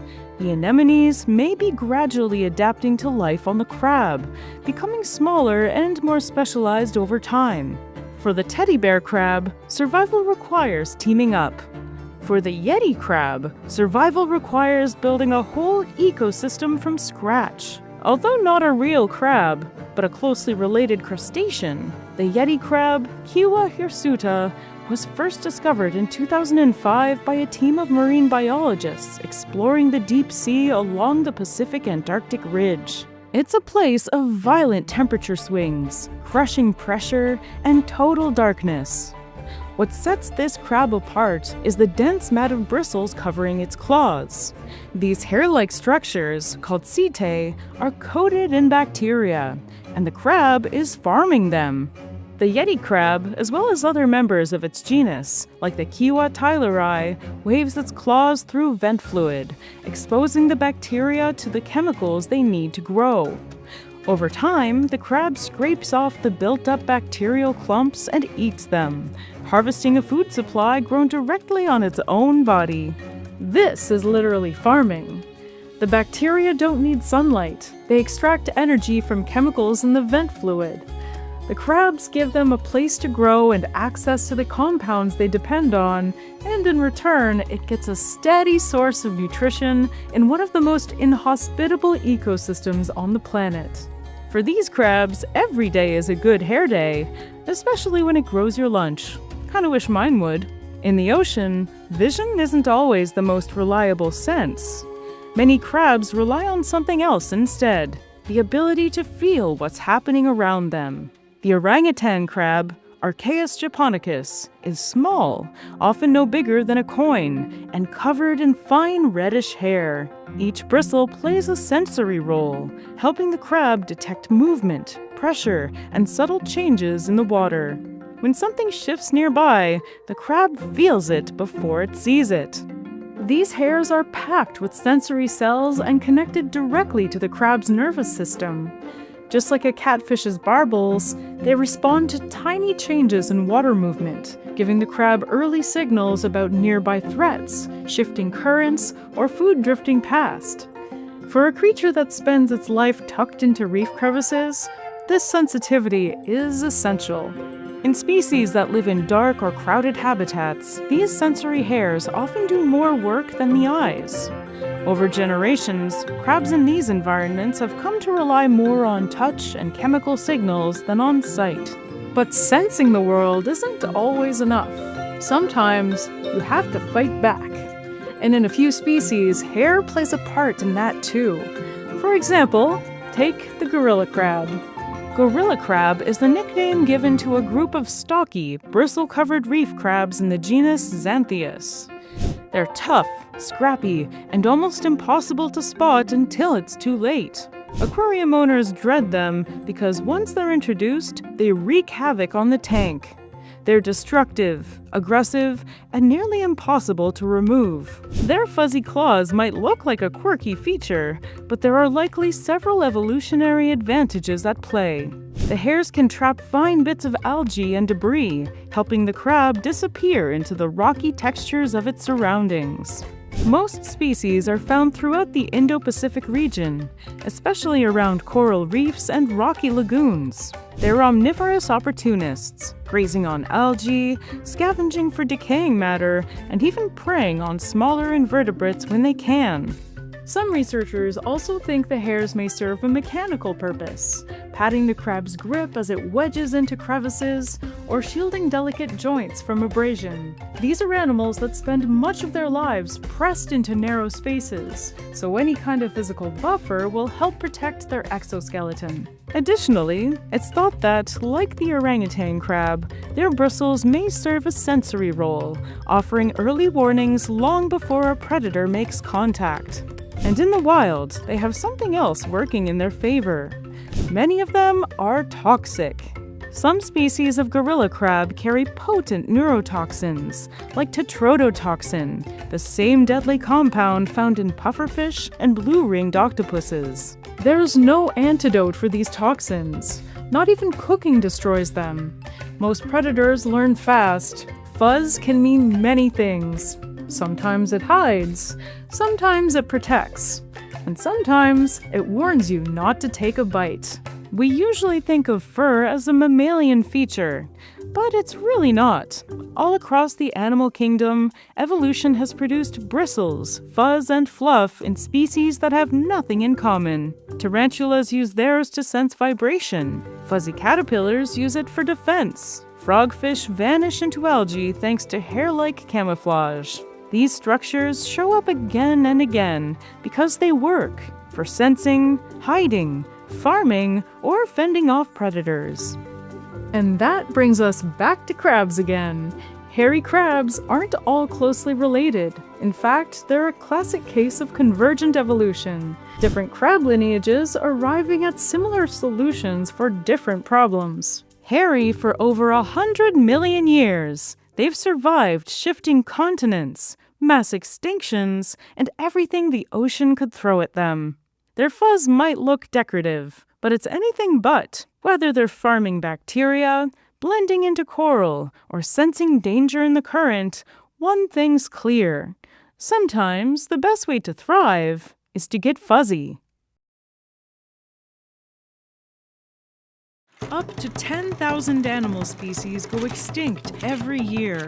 Some of them are small animals from isolated islands, but some others are animals that were common and widespread just a generation ago.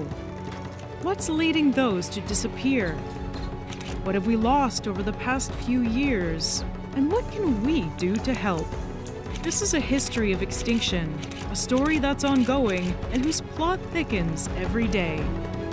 Did you know that since the start of this episode, a species has gone extinct? I'm not trying to be a downer here, but wildlife all around us is disappearing at an unprecedented rate. Animals that used to be abundant are now gone forever. In 2024, up to 10,000 species went extinct. The most shocking of them was the slender-billed curlew. The name might not mean much to you, but if you look at it, you'll recognize it as a bird that used to be in the background of swamp scenes across Europe, and occasionally in places as remote as Canada, Japan, and the Arabian Peninsula. Their population started crashing in the early 20th century, in part due to the fact that their nesting grounds in Central Europe were converted into farms. The last confirmed sighting was in Morocco in the 90s, and in 2024, it was confirmed extinct. This was a bird that used to be abundant just 100 years ago, and had a gigantic range, and now we'll never get to see it. There were also lots of regional species that said their last goodbyes in 2024. Lake Vistanita used to be the only home of the Thracian shad. The habitat of this banana-sized fish got polluted by industrial runoff and sewage. And it got saltier after the construction of a canal to the Mediterranean Sea. Eventually, their habitat became unsuitable for them, and the whole species got wiped out. Similarly, the Kim whitefish, a fish endemic to the Chiemsee Lake in Germany, disappeared completely due to an influx of invasive species and wastewater into the lake. In the islands of the Pacific, invertebrates such as the Captain's Cook bean snail and the Langford's tree snail went extinct due to predation by invasive species. Among mammals, 2024 was the last year for the Australian Capricorn rabbit rat. Its population was decimated by invasive cats, and their food sources were slashed to make room for farms. These are just examples from the last 6 months of 2024. If we expand our look back a little bit further, you realize quite quickly that it's just the tip of the iceberg. Remember these guys? They're the protagonists of 2011's animated masterpiece, Rio. These are Spix's macaws, and since 2019, they've been considered extinct in the wild. The main threat, as with many other South American species, is deforestation. The introduction of grazing animals like cows and sheep also prevent forests from regrowing naturally. There are some individuals in captivity, and sometimes they escape or get let loose. This leads to occasional sightings, but most importantly, there's a reintroduction program based on breeding them in captivity and releasing them in new protected areas. So there's still a sliver of hope that they can come back, but even this small possibility is more than many species have. Spix's macaws are very hard to breed in captivity because of their complex social structures and small genetic pool. But for most animals, this isn't even an option. Yangtze river dolphins are one of those unfortunate species. These dolphins, also known as baigees, were an ancient species that appeared around 20 million years ago and evolved separately from oceanic dolphins. As China industrialized, the Yangtze River got polluted and overcrowded with boats. Some of those boats were fishing boats, which overfished the dolphins' prey. By the time researchers realized how precarious the situation was, it was too late. Baigees didn't do well in captivity and were never successfully bred at research centers. In 2006, they were declared functionally extinct, making them the first cetacean species to go extinct due to human activities. The ecological crisis that destroyed their populations continues and threatens other species. The Chinese paddlefish was declared extinct in 2020, and the Yangtze finless porpoise and the Yangtze giant softshell turtle are critically endangered. Water pollution can quickly destroy marine and river ecosystems, but overfishing and poaching can be an even greater threat. This is exactly what happened to the western black rhino. This black rhino once roamed the savannas across Central and West Africa. It was smaller than other black rhino species, weighing in at just around a ton. Some people, the dummies that we can be, thought its horn made of bone and keratin had medicinal powers. Some people also used it to make fancy dagger handles. These rhinos were poached for their horns until eventually none of them remained. The last confirmed site was in 2006, and in 2011 it was declared extinct. Other black rhinos, like the Javan, Sumatran, and eastern black rhinos, are currently critically endangered, with poaching and habitat destruction being their main threats. Island species are the ones most easily disturbed. You just need one invasive species to settle in, or human populations to grow quickly and disturb their habitats, and a whole species can be wiped out in a few years. The Pinta Island tortoise of Galapagos went extinct after the last member of the species died in 2012. This was the famous Lonesome George, a bit of a celebrity in the conservation world. The turtle had been thought to go extinct in the first half of the 20th century, until George was discovered in 1971. The hope was that since George was found in the wild, there could still be other Pinta Island tortoises. And if they were found, they could mate with Georgie Boy. But after 40 years of searching, none were found. In 2011, when George was thought to be turning 100 years old, the plan changed to make him mate with turtles from the closest living species, the wolf volcano giant turtle. The moms not only had one of the coolest subspecies names I've ever heard, but they could, in theory, mate with George to make hybrids. The babies wouldn't be pure Pinta Island turtles, but they would retain enough features that would help them survive on the island. George was housed with 2 females, and he mated with them, of course. The females laid eggs, but none of them hatched. A year later, George died, and his subspecies disappeared with his last breath. There are plans to repopulate the island with other genetically close turtles from other areas. Over time, they would adapt to the island and become Pinta Island Turtles version 2.0. But whether that's the same species or not is highly debatable. In Hawaii, the po'uli, a honey creeper bird, went extinct in 2004 due to habitat destruction and avian malaria, a disease which was brought into the island by European boats in the 19th century. The archipelago had previously seen the extinction of other bird species for the same reasons. Some of the most well-studied species to disappear were Achioloa stinegeri, Hemignathus hanapepe, Moho bricatus, and Myodestes myodestinus, all natives to the island of Kauai, as well as Loxops ocraceus and Hemignathus affinis from Maui. So yeah, humans. Sure, we've done some incredible stuff, but let's be real, we've also made plenty of questionable decisions. And this didn't start recently. Our ancestors brought waves of ecological devastation wherever they went. Although to be fair to them, in their time, they had to do it to survive.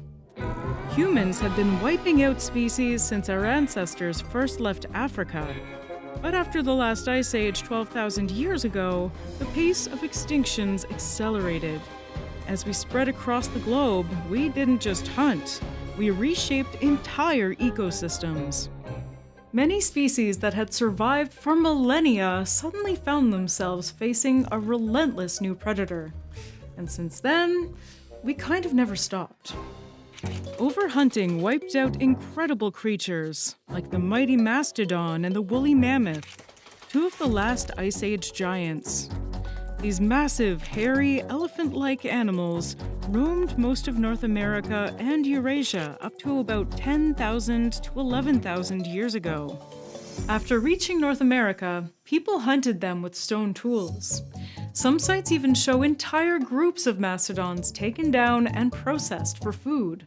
With climate change and habitat loss also in the mix, these mastodons became ancient history. But here's a question. If mastodons and mammoths didn't make it, why do elephants still exist? It comes down to location and adaptability. Mastodons were stuck in North America, while elephants thrived in Africa and Asia, places where humans weren't wiping them out as quickly. Mastodons also had a pickier diet tied to vegetation that was disappearing as the climate warmed. Other megafauna had their own problems, but humans were the common denominator. Elephants survived in part because Africa and Asia weren't hit as hard by the end of the Ice Age as North America and Europe. Their habitats remained relatively stable, and this gave them a better shot at long-term survival. Additionally, being African animals, elephants evolved alongside early humans and likely learned to be cautious, which made them harder to hunt. And in some regions, tropical diseases helped keep human populations lower, reducing the overall hunting pressure. So while their Ice Age cousins disappeared, elephants held on.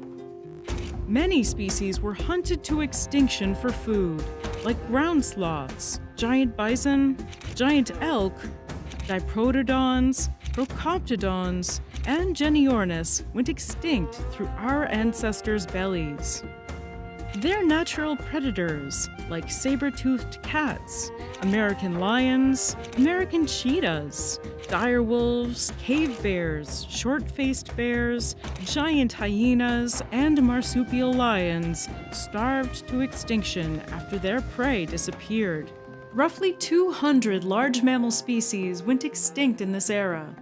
Many of them were large animals, over 50 kilograms. The world was changed forever, and the era of the mammalian megafauna was over. The Anthropocene, the age of humans, was starting. It had an abundance of food, comforts, and quality of life for people, but the ecosystems and biodiversity would never be the same. After the Great Pleistocene die-off, there was a period of relative calm, until the age of exploration. As humans pushed into new frontiers, we weren't just walking anymore. We were sailing, exploring, and bringing destruction with us. As European ships set out to chart the globe, they brought with them not only weapons, but disease, livestock, and stowaway species that disrupted entire ecosystems, wiping out creatures that had never seen a predator before. Animals on large, connected landmasses like Africa, Europe, and Asia had a fighting chance.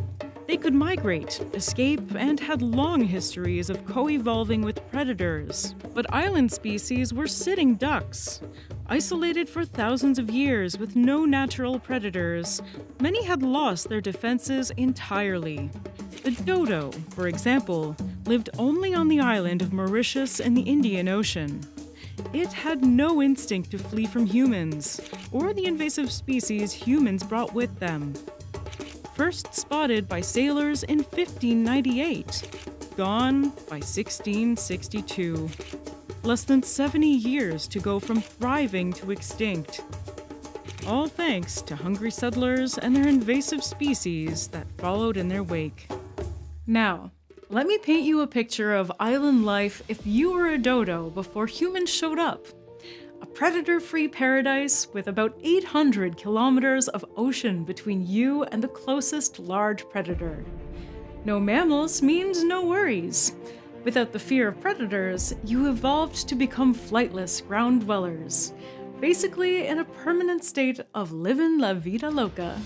Until 1598 anyway, when the Dutch took possession of the island, bringing with them not only their livestock of sheep, goats, and pigs, but also their personal pets, macaque monkeys, and of course, the ever-present stowaway rats.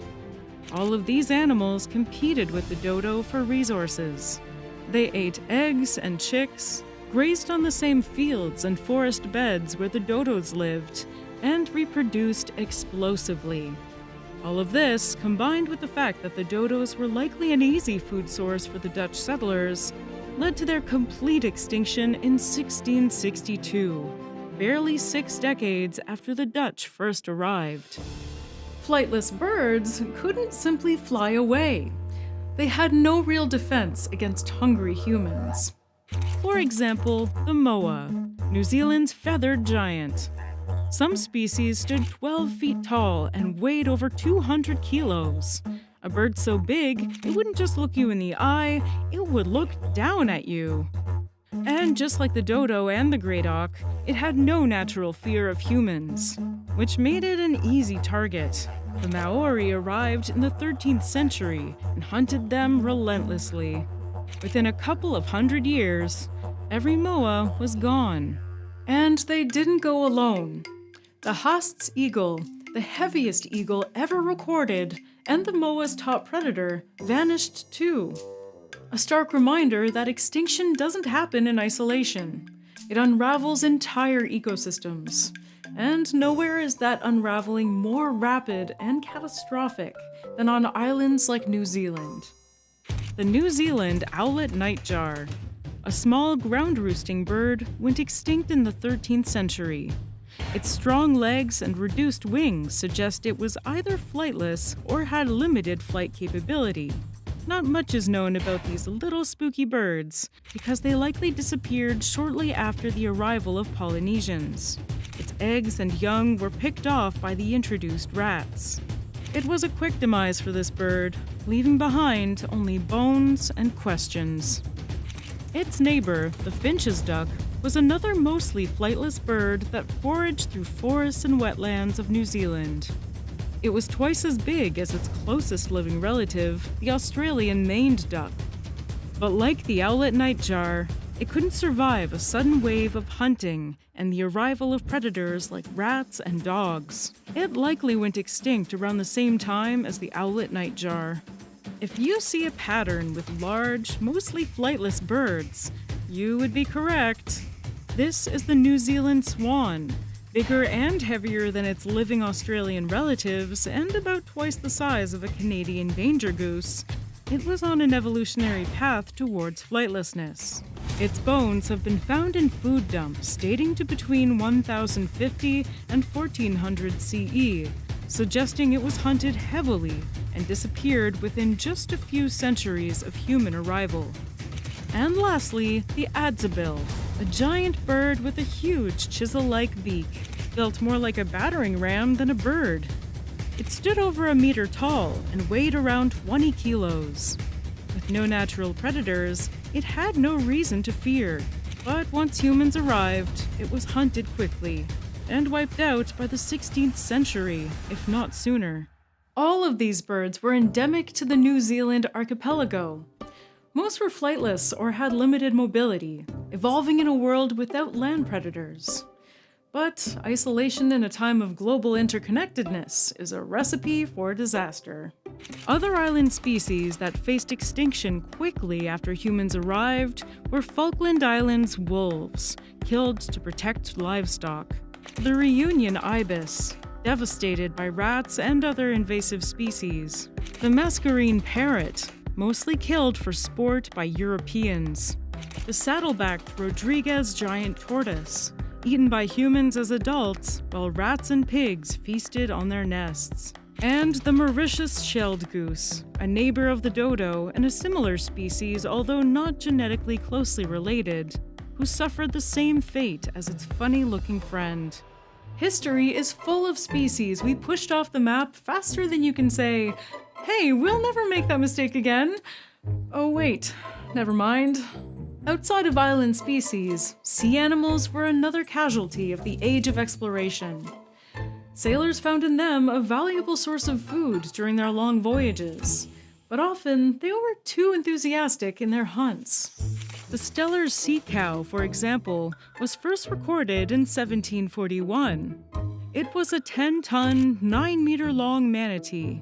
Slow, gentle, and unfortunately for them, delicious. These giants were found in the shallow waters of the North Pacific, particularly around the Bering Strait. Their limited range placed them directly in the path of Russian fur traders, making them an accessible and convenient food source. Within 30 years of their discovery by Europeans, they were gone. In the Atlantic, the great auks were once kings. They were the northern equivalent of the penguin. These flightless seabirds were fantastic swimmers, but pretty awkward on land, which unfortunately for them is where humans hunted them while they were nesting. They were wiped out for their feathers and meat, and in 1844, the last known pair was squashed out of existence in Iceland. The only thing that remains there is a memorial to the last known great auk. Their nesting grounds continue to be used by their closest living relatives, the razorbills. These little auks are mini versions of their late cousins. They're half as tall, but only an eighth of their weight. Great auks were hefty. These overhunting dynamics continued for centuries, and in some cases, they continue today. A 20th century example is the Tasmanian tiger, the marsupial predator that looked like a wolf, hunted like a big cat, and carried its babies in a pouch.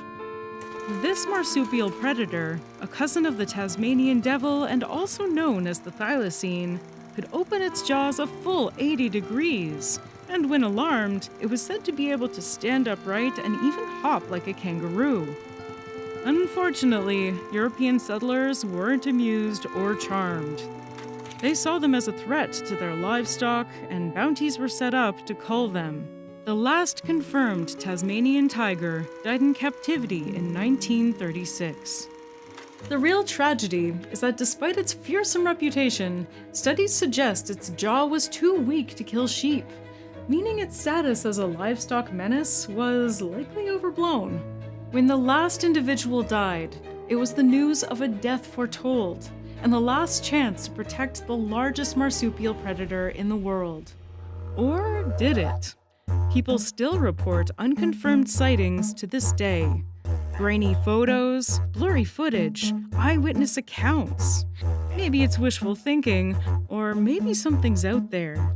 Wouldn't be the first time we thought a species was gone, and then be rediscovered alive and well. They're called Lazarus species, a term borrowed from the biblical story of Lazarus, who was raised from the dead. In ecology, it refers to creatures that were thought to be extinct, only to make a surprise reappearance. The OG Lazarus species was the coelacanth, a fish thought to have gone extinct around the same time as the T-Rex, way before we could get our grubby hands on them. In 1938, humans laid eyes on the coelacanth for the first time, when it was caught by accident by a fishing boat.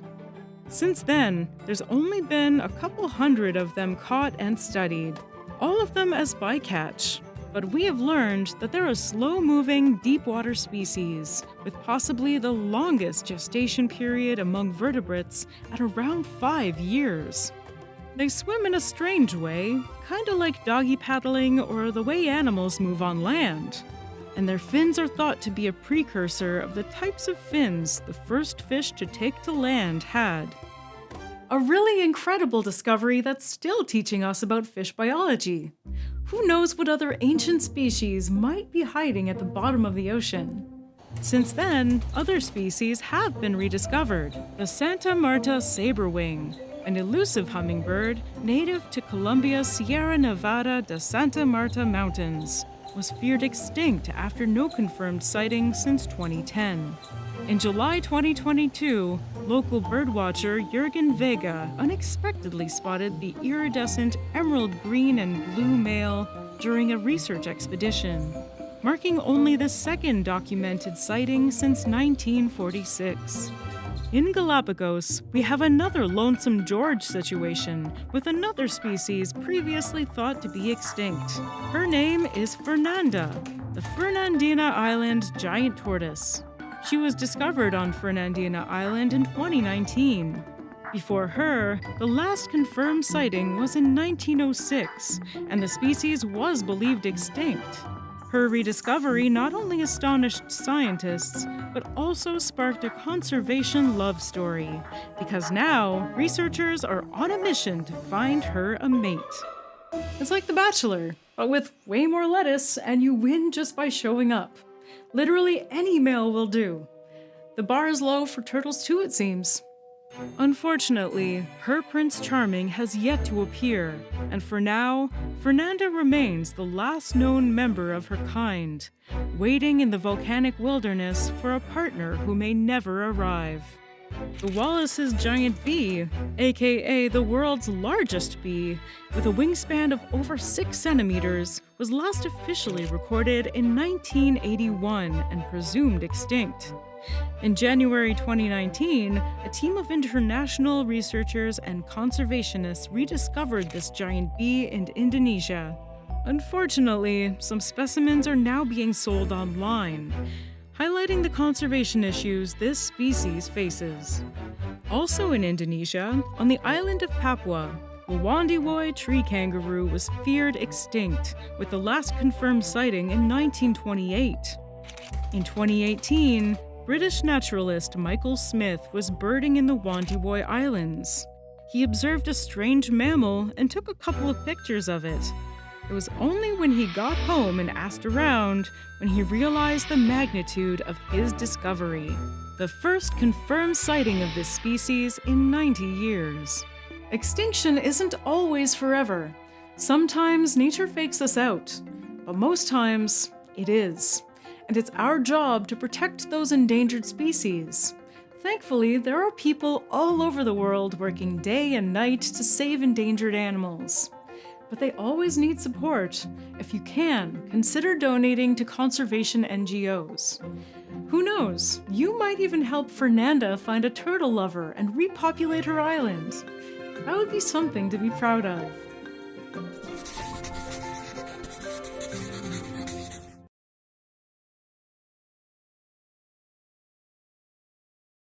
These chaotic critters cost Americans over $5 billion per year, caused by the damage they leave in their wake.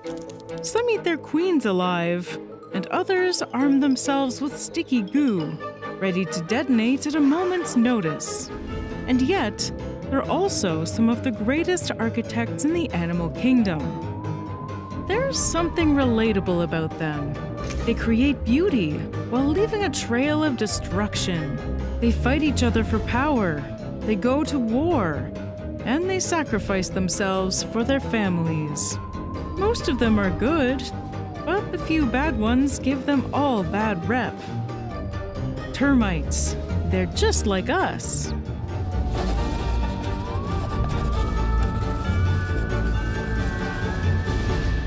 Hey, I'm Danielle Dufault, and you're watching Animalogic. Today, we're digging deep into the chewed-up world of termites. Now, when most people hear the word termite, they picture one thing: the home destroyer. Creaking walls, chewed-up baseboards, and astronomical repair bills. But the truth is, the termite family includes over 3,000 species, and the vast majority are totally chill. They're often compared to ants, bees, and wasps due to their large colonies and caste systems, but they're actually more closely related to another of our most misunderstood pests, the cockroach. Termites evolved from wood-eating cockroaches, scavengers that gnawed through fallen logs in solitude. But somewhere along the evolutionary line, something changed. They organized into colonies, into castes, into civilizations. What was once a solitary insect became one of the most coordinated forces in the natural world. It's such a fascinating glow-up that we asked one of the world's top experts on termites to tell us how this happened. My name is Thomas Schwank. I'm an associate professor at the University of Florida. I study termite biology there. Termites are considered as white ants by analogy because they have such